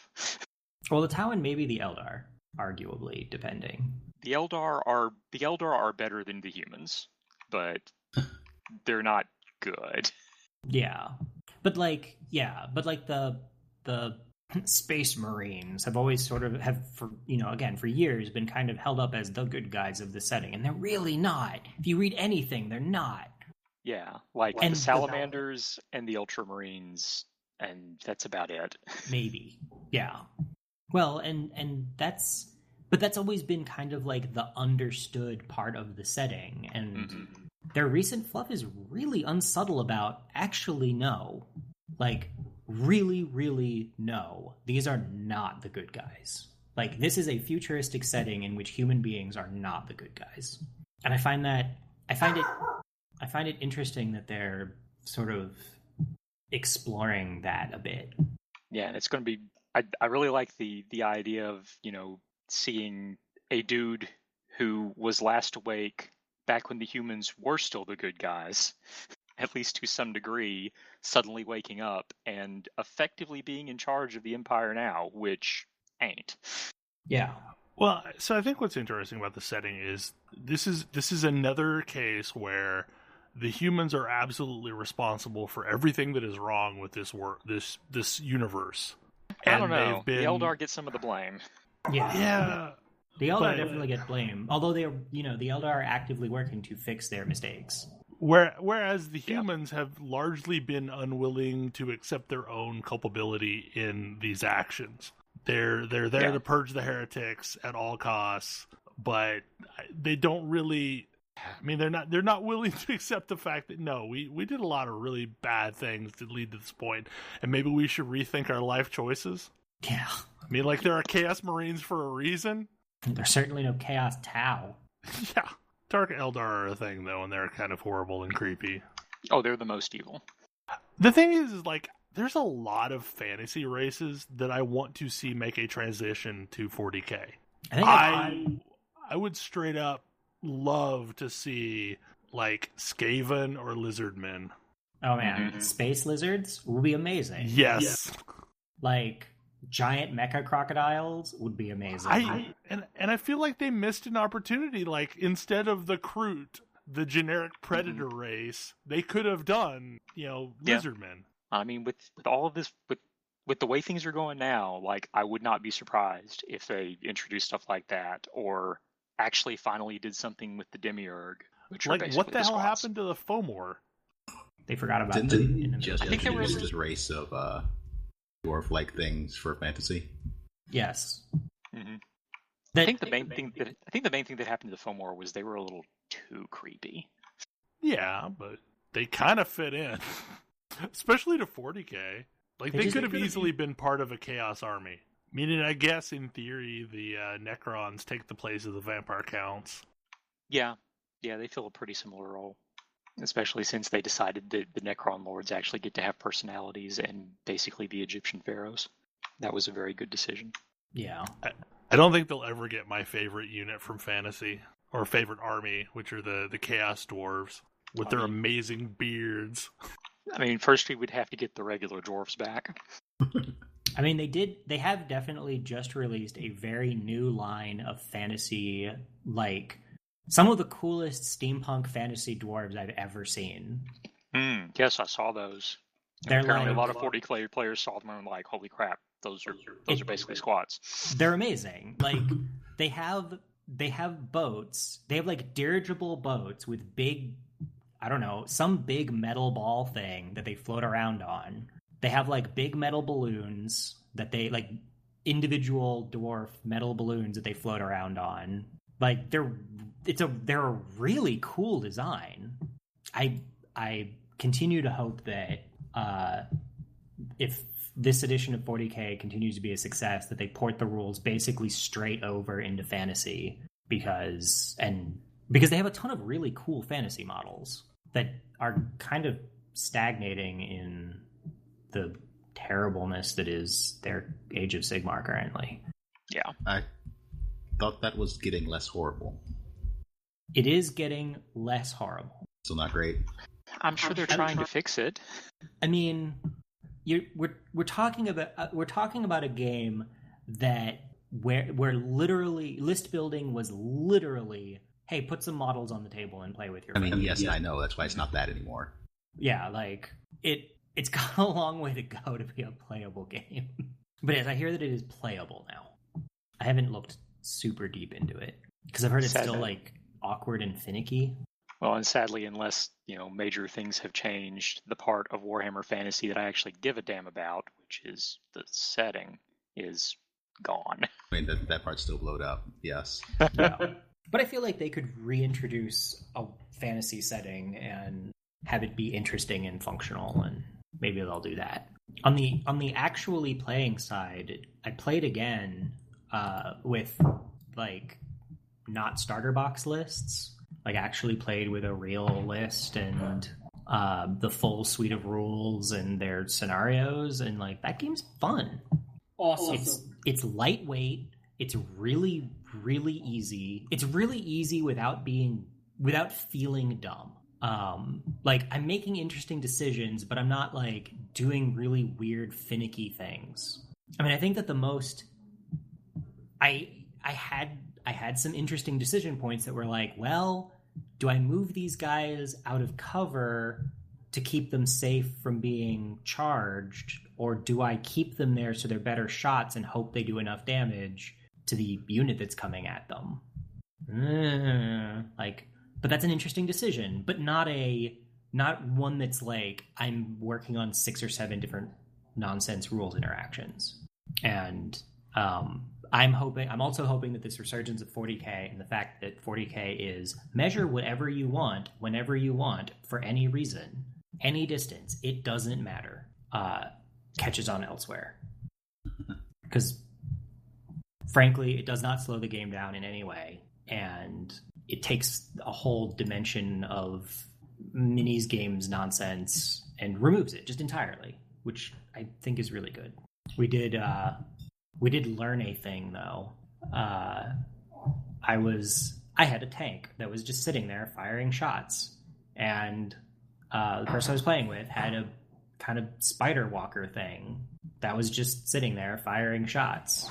And it wasn't super effective because he wasn't putting enough shots on me for my tank to really care, and my tank had to keep splitting its fire, so it wasn't really like focusing anything. And then near the end of the game, he just ran his big like walker thing forward and started meleeing my tank. And I was like, oh, actually that's really effective. I've got to move my tank away. And he's like, oh, I could have been bullying you off of this objective the whole game. Huh. That's interesting. This thing felt underpowered and kind of disappointing. And then I discovered that I can like just physically push your tank out of the way. I'm like, oh, well, because it's got big, like, I don't know, crab claw pincher things, and my tank is a tank. It floats around. It looks like a big seashell. Oh, your crab tanks? Yeah, as it turns out, a big seashell tank is not actually any good at melee. It can like bump into you, and that's about it. So that's when you want your war walkers. Are those things any good at melee? I don't know. They used to be good. Like, they used to be really damn good close quarters. They weren't like necessarily good at melee, but they had like plasma, like heavy plasma things on them. Oh yeah, that's probably unfortunate for somebody. Yeah. I mean, there were like a lot of different build outs you could have, but like one of the common ones were like heavy plasma. The problem with them was that there was, I mean, like the characters were functionally exposed because it's just like an exoskeleton. Yeah. Maybe not so great versus shooting. No, it can be kind of a problem. They look awesome though. And one of the things that keeps on, I've mentioned it a couple of times, and it keeps on being reinforced as I actually like play games and put lists together and so on, is, so I was playing Eldar and he was playing Necrons. I only like a few of the Eldar things. I like the jet bikes because I think flying motorcycles are awesome. And Because they are. Because they are. Like, I would totally drive and probably kill myself on a flying motorcycle if I possibly could. And I like the grav tanks. I think those are cool too. And for quite a long time in 40K, it was like, well, you can take those, but you've also got to take all of this other nonsense that you don't actually want and that is really important to do various things with. And they're going to be doing a lot of the important stuff. And it's like, well, I don't want to... That's not fun, because it means that the stuff that I like isn't doing anything important. And so they've changed the way their objectives work.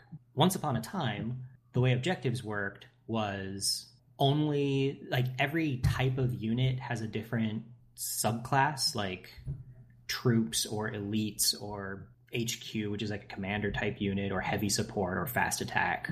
Like, they have a classification. And only troops could score. So you could have all of these other things, and they did most of the, like, fighting. But then your troops were the things that did, like, actually scored you points, because they're the only things that could score objectives. Which meant that if you played a faction that didn't have interesting troops, you were SOL, because you still had to take some.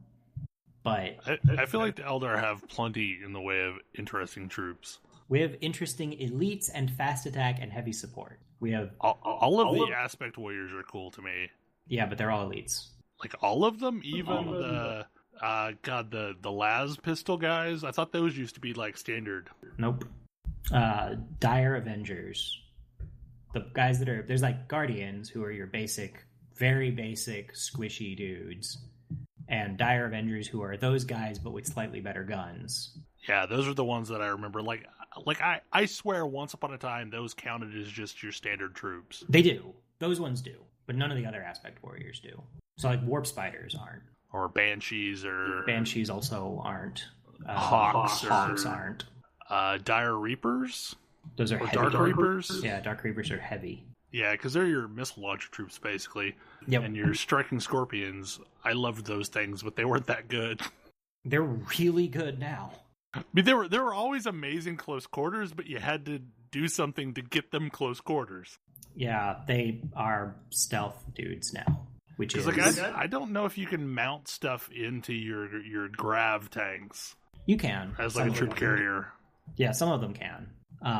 No, striking scorpions have a thing now where they can start hidden, and at any point during the game, you can have them come out of hiding, and as long as they're 9 inches or more away from an enemy unit, that's a valid place for them to appear. So, like, they're really good at close combat, and they could just appear pretty much in close combat. But now, the way they do scoring is, it's purely how many models, by number, do you have within 3 inches of the objective. Which is... And this is models, not units? Models. So, on the one hand, sure, your big stompy guys, your big fun stompy guys can hold objectives, but if they get overrun by smaller things, that's going to be bad for them. And smaller things are still useful because you can cram more of them in close to an objective. And, like, I find that such an interesting...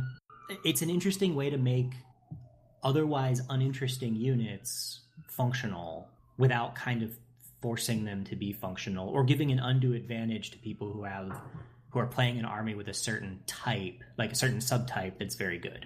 So, like, I played it was like 6 jet bikes and a tank against my buddy's 20 Necrons and an Overlord and a big Spider Walker. And some, like, melee scarab things. And so he had probably 4 times as many units on the table as I did, easily. Which is, it's a little concerning to see this huge swarm come in. And for a while, he was just walking across the board at me. And, like, every time I'd kill some of these Necrons, they'd come right back. And his worry was that he had just picked the faction that was just going to roll over me. And then I started switching up my tactics. And the game was long enough that I could do that. And then once I did, it came down to the wire. And, like, that's something that I don't even get in Infinity, where, late game, like turn 3, I change my strategy and then, go from losing badly to having a fighting chance. And that definitely happened here. And I pulled out the win at the end. And that was neat. Like it was neat to play a game that, you know, he got to do all of his cool stuff and I got to do all of my cool stuff. And so we both felt pretty good about the game without either of our cool things being just devastatingly powerful. Because like War Machine is a game about trying to make your cool thing happen while keeping your opponent from doing their cool thing. And that's less fun. But I mean, sort of tying it back to the Magic discussion we had a little bit back, one of the things that I think is conceptually great about minis games is that when you set your stuff up on the table, because everything is a point buy system, ostensibly both players are on equal footing at the start of the game. And this isn't obviously perfect in a lot of the time, but like the idea is that a point system means that at a similar point level, you're going to be bringing a similar level of capability, and then what happens on the table is what makes a difference. And one of my big frustrations with Magic has always been I can lose this game before I even sit down to play it. And it's also why I stopped playing War Machine, was because War Machine became that game too. Like War Machine became a game where if you brought the wrong list to the table, you just lost. Like you had no fighting chance against certain other lists. And they realized that, and their response to it was, I think, terrible. It makes me think of popping into PvP queues in WoW or other MMOs, where you're queuing with solo or like with a friend, and you run into a full pre-made, and it's just like, that's such a terrible experience, and it's what it feels like to play against something that you're just completely outclassed by before the game even starts.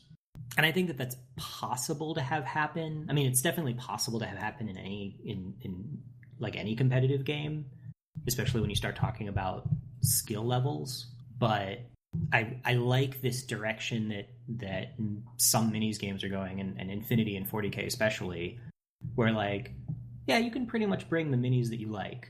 And it might be a little weird. It might be like, oh, hey, you've got 6 models to your opponent's 30, but you've spent the same number of points. That's even. You just have to make it work. Bring a 6-tag Nomads list.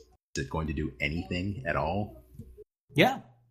I've seen it. Infinity is a little bit less good at this than 40K is right now, because Infinity still has that like 10 order kind of bar that you want to hit, where if you're less than 10 orders, it's going to be a little awkward for you. But I've definitely seen I have seen somebody put together a 6-tag nomad list that's not totally unreasonable, but that wasn't 400 points rather than 300 just to hit that 10 order thing. But yeah, like Infinity definitely runs into that. One of the things that I want to try in 40K is one big Wraith Knight versus an equivalent number of points in some other stuff. Like, what does that look like? How does that fight go? Does the Swarm, like, is that an even fight? Does the Swarm, like, beat down the single thing? Is the single thing just unstoppable? Like, napkin math suggests that it's about even. Because I think the ideal minis game is one in which you can pick up whatever models you like and play with them against somebody else who's playing all of the models that they like, and whatever that happens to be, it works, and you have a good, interesting game. It's just really hard to hit that. Well, do we have anything else we need to discuss before we wrap things up? I mean, we're going pretty late, but next week we're going to do an anime roundup. Okay. Oh yeah. That was the thing that I forgot to write back on the list after we convened again. So that's okay. This has been long enough. This has been long enough. True. We may need to drag Ash to look at some of these things that we watched today. Sure. Anyway, well, hopefully you enjoyed the show. This was a much deeper dive into a lot of things than I expected. Never know what you're gonna get. Yep. Anyway, join us next week and we'll do some more stuff, including anime. Yay. Good night. Good night. See ya. Good night. Good night.